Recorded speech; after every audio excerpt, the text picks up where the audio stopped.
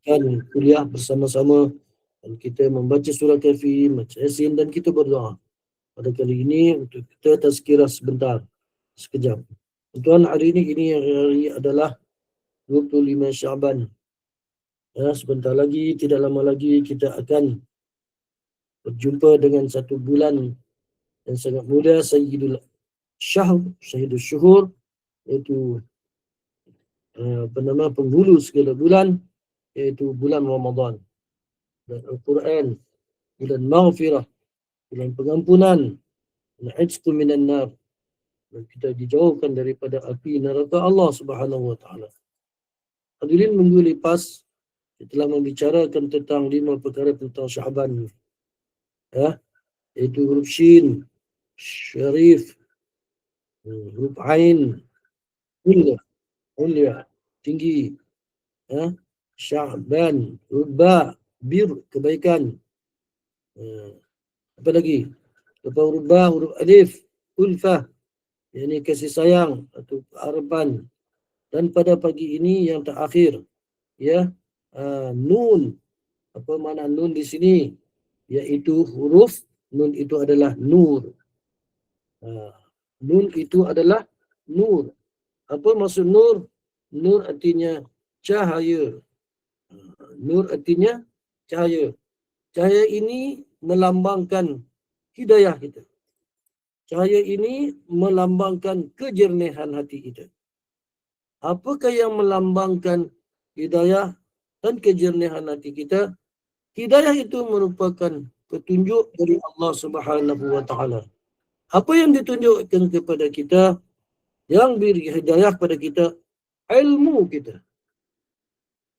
Dalam hidup di dunia ini, ilmu kita.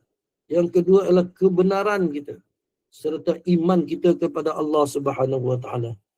Maka daripada itulah amal-amal dilakukan di bulan Syaban ini, di penghujung akhir Syaban ini, diharapkan memberi cahaya yang menerangi kehidupan kita. Apabila seseorang itu mendapat hidayah, sudah tentu hatinya bersih, sudah tentu hatinya tenang dan mudah menerima kebenaran, seolah-olah ianya diterangi oleh cahaya. Di dalam Al-Quran juga ada perumpamaan cahaya sebagai petunjuk. Nurun ala nur, cahaya atas cahaya. Itu adalah sebagai simbol hidayah. Dalam bulan Syaban ini, kita lakukan amal-amal yang boleh memberi hati kita tenang, hati kita bercahaya, wajah kita bercahaya, dan kita nak menyambut Ramadan pun dengan sekaligus rasanya bercahaya muka kita. Rasanya bercahaya muka kita. Jadi tuan-tuan hadirin yang dirahmati sekalian, kejernihan hati juga boleh membersihkan dosa-dosa kita.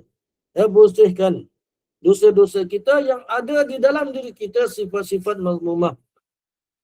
Harap dalam Syaban ini yang bakinya boleh kita bersihkan, kita masukkan nanti di dalam bulan yang mulia dan bulan Ramadan. Kita bekalkan benda ini utamanya di bulan Ramadan nanti. Kita ikut sama dengan keimanan yang kita ada. Keimanan yang kuat. Dan hati kita itu insya-Allah bersih. Dan apabila seseorang itu mendapat hidayah, bila hatinya jernih, jiwa pula akan menjadi tenang. Ini selari dengan firman Allah Subhanahu wa taala. Iaitu ketahuilah, dengan kita mengingati Allah, ala bizikrillahi tatma'innul qulub, hati akan menjadi tenang. Maknanya ketenangan jiwa bukan sekadar kita tak ada masalah, tetapi ketenangan jiwa adalah kita yakin dengan takdir Allah Subhanahu wa taala. Itu kita kata Allahumma barik fi Syaban wa balighna Ramadan. Minta keberkatan kita di bulan Syaban ini dan sampaikan kita kepada bulan yang Ramadan. Itulah keyakinan kita. dengan takdir Allah Subhanahu wa taala. Kerana kita tidak perlu merasa resah, gelisah dengan dunia ini.